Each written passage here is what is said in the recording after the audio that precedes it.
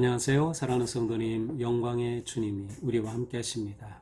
우리와 함께 하시는 주님을 찬양합니다. 기도합시다.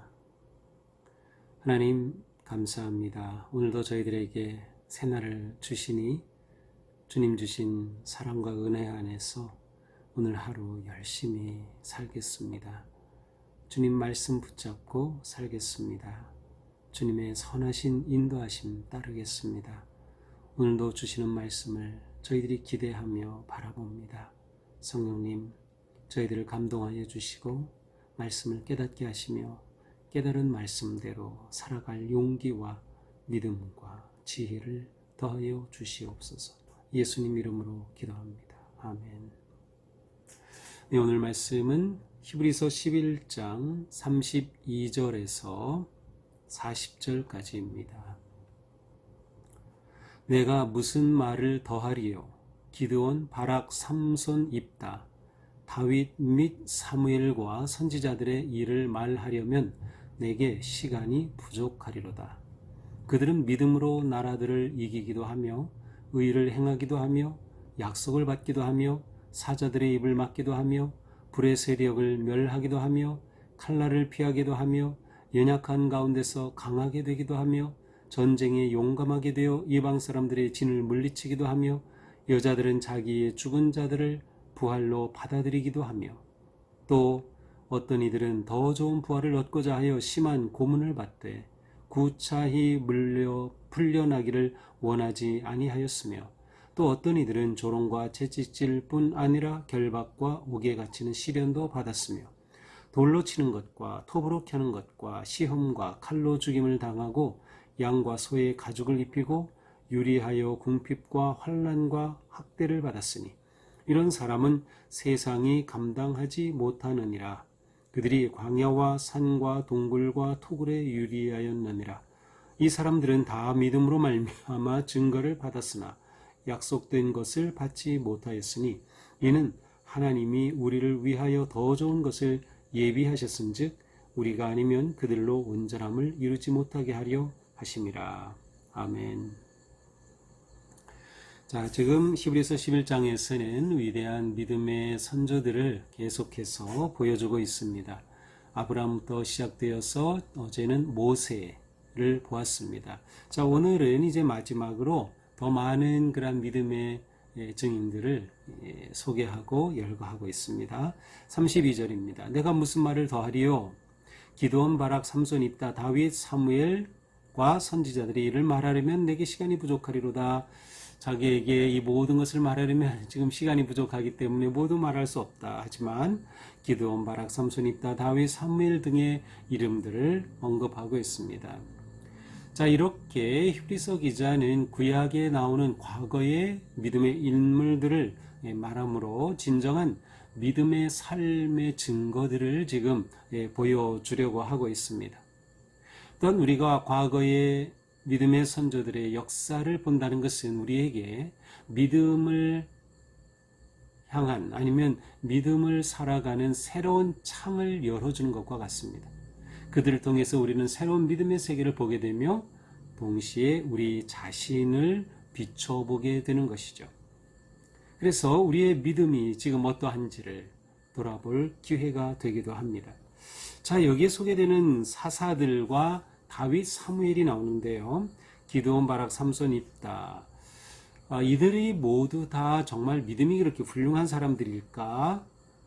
꼭 그렇지는 않다고도 볼 수 있을 것 같아요. 왜냐하면 삼손 같은 경우 그는 나실인으로 하나님 앞에 구별된 사람이었지만 그는 독주를 마셨고 향락에 빠졌고 그의 보여주었던 그런 모습은 믿음의 모습이 아니었어요. 단지 그가 맨 마지막에 하나님을 의지하고 하나님이 주신 그 엄청난 힘으로 수많은 이방인들을 죽게 하였던 그러한 마지막 사건이 아마 그를 기억하게 하는 핵심 사건이 아닌가 싶어요. 입다도 마찬가지죠. 입다는 하나님의 사람인데 어떻게 사람을 제물로 바칠 수 있을까요? 인신 제사를 하나님께 약속한 겁니다. 그래서 자신의 딸을 그렇게 제물로 드리는 어떻게 보면은 이해할 수 없는 그러한 모습이죠.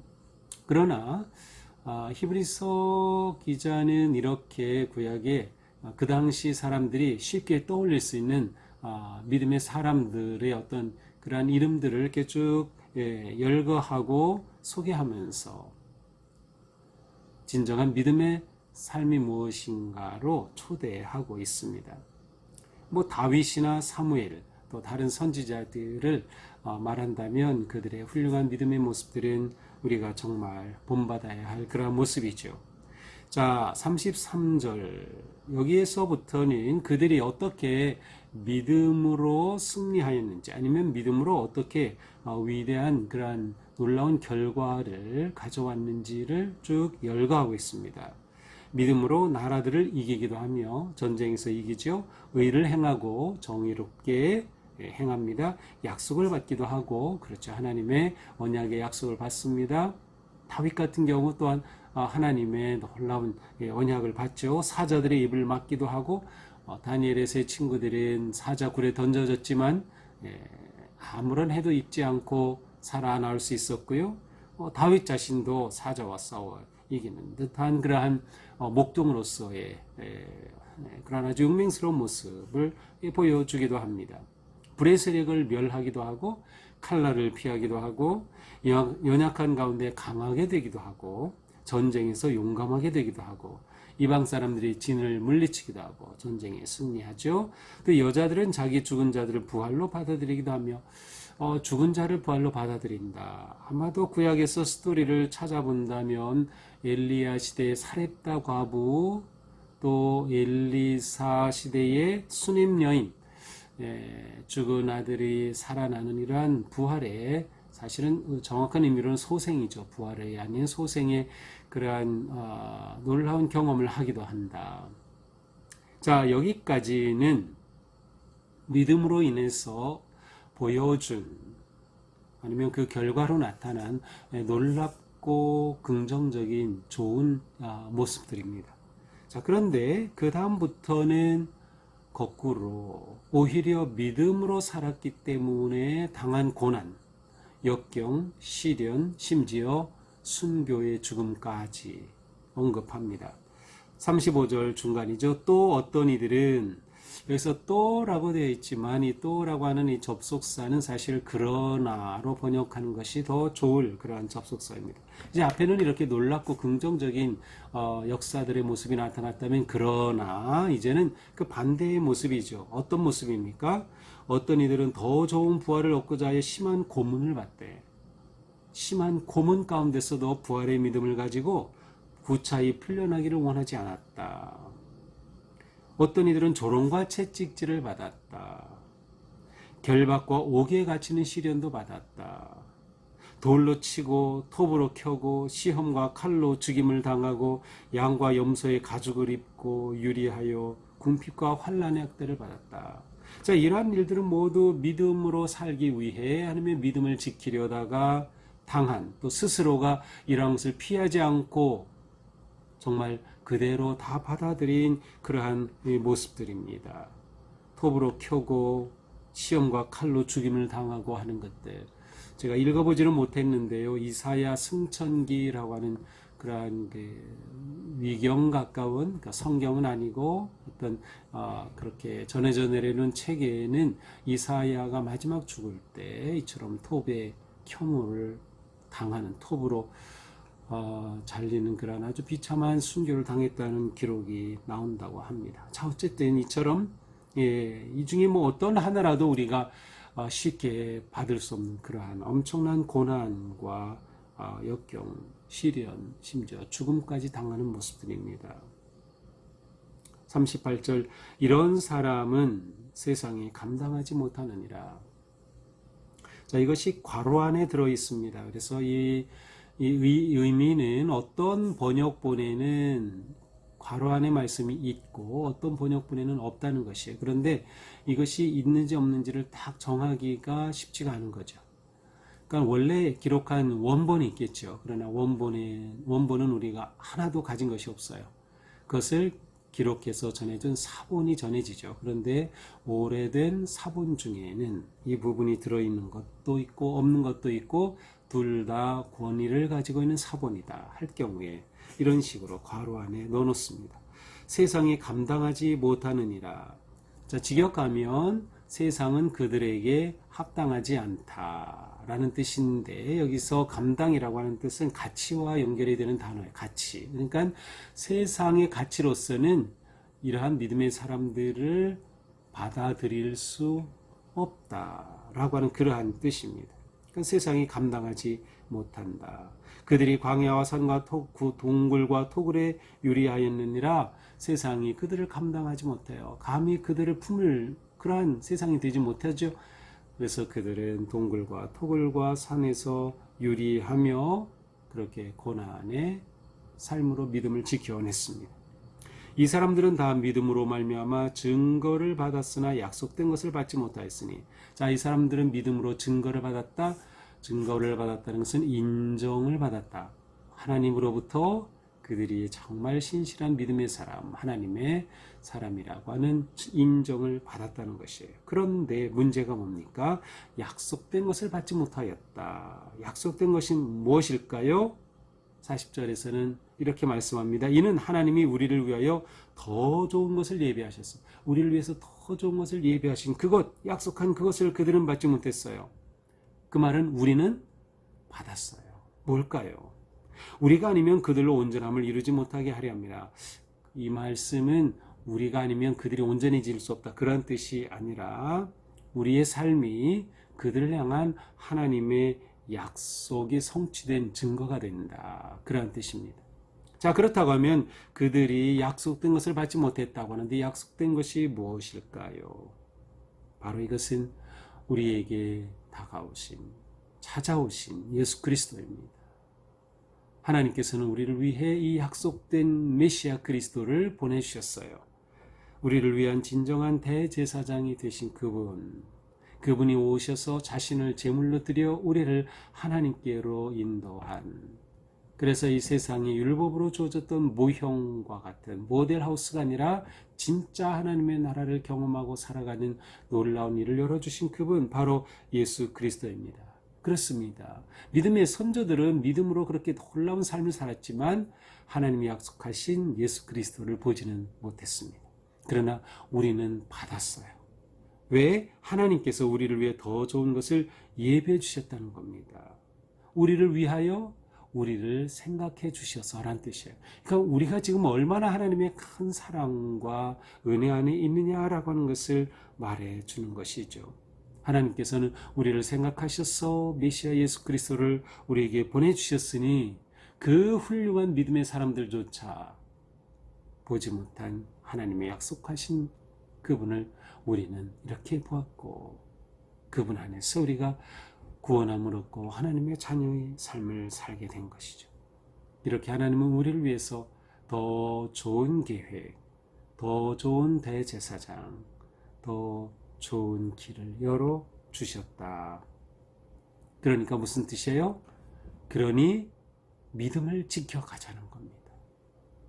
고난과 위기 속에 자꾸 이 믿음을 떠나고 유대교로 돌아가고 배반하려고 하는 이런 상황에서 아니다, 우리에게 이 놀라운 은혜를 주셨으니 우리의 믿음을 지켜가자라고 하는 거예요. 이렇게 우리의 선조들은 약속을 보지 못했음에도 불구하고 그것을 바라보면서 그렇게 믿음의 삶을 살았거든. 하물며 우리는 약속을 받은 자들이 아니냐, 우리의 믿음을 지켜가자라고 하는 것이죠. 자, 오늘 말씀을 보면서 우리는 믿음의 본질이 무엇인가를 진지하게 생각하게 됩니다. 믿음으로 살아갈 때 우리는 대개 성공과 복을 원하고 기대합니다. 우리가 원하는 것은 자연스럽고 기대할 수 있어요. 그러나 우리가 믿음으로 살려고 할 때 항상 성공과 승리와 기쁨만 있는 것은 아니다. 때로는 우리에게 고난과 역경과 심지어 순교와 같은 그러한 희생도 우리에게는 있게 된다. 그래서 믿음이 우리에게 가져오는 것은 이 두 가지 모두라고 하는 것을 우리는 늘 볼 수 있어야 합니다. 오히려 더 나아가서 고난과 희생은 믿음의 절정이라고도 할 수 있어요. 이것은 오늘 우리들에게 아주 큰 도전입니다. 왜 세상이 믿음의 사람들을 감당하지 못할까요? 바로 믿음의 사람들은 세상과는 다른 가치관을 가지고 살기 때문에, 오직 하나님을 의지하고 하나님의 말씀이 삶의 기준이 되고 하나님의 뜻을 추구하는 삶을 살기에 세상은 믿음의 사람들을 감당할 수 없는 것이다. 우리에게 궁극적인 믿음의 대상은 바로 예수 그리스도 그분이십니다. 우리는 예수 그리스도를 신뢰하고 믿고 소망하기에 믿음으로 고난도 당할 수 있는 거고요. 물론 믿음으로 승리하기도 하고요.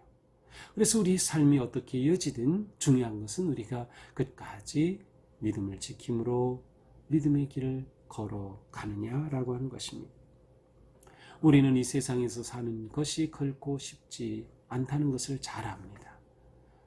믿음으로 사는 것이 쉽지 않음을 압니다. 그러나 우리는 세상에 동화되지 않아야 합니다. 세상이 우리를 감당할 수 없다면 그 말은 우리가 세상에 동화되기를 거부하기 때문인 거죠. 우리는 끝까지 우리의 믿음을 지키며 바른 소망, 곧 예수 그리스도, 약속의 성취이신 예수 그리스도를 의지하고 신뢰하며 믿음으로 나아가야 할 것입니다. 하나님은 우리를 위해 이처럼 놀라운 은혜를 생각하시며 예수 그리스도를 이 땅에 보내주셨죠. 오늘 우리가 살아갈 때 내 삶의 초점이 무엇인지, 또한 내 삶에 일어나는 여러 가지 일들 속에서 내가 믿음의 사람임을 잊지 않고 말씀의 가치로, 믿음의 가치로 하나님 뜻을 따라서 담대히 나아가는 우리의 삶 되기를 주님의 이름으로 축복합니다. 기도하겠습니다. 주님 감사합니다. 우리의 삶은 오직 주님의 것, 주님만 의지하고 신뢰하고 바라보며 믿음으로 서게 하여 주시옵소서. 오직 주님의 뜻에 기쁨으로 순종하며 우리가 믿음으로 가치를 지켜가고 세상에 유혹되지 아니하고 세상의 모든 것들을 믿음으로 물리치며 지켜내는 복된 하루가 되게 하여 주시옵소서. 예수님 이름으로 기도합니다. 아멘. 네, 오늘도 주님의 은혜 안에서 우리 삶이 강건하고 복되고 승리하기를 축복합니다. 사랑합니다.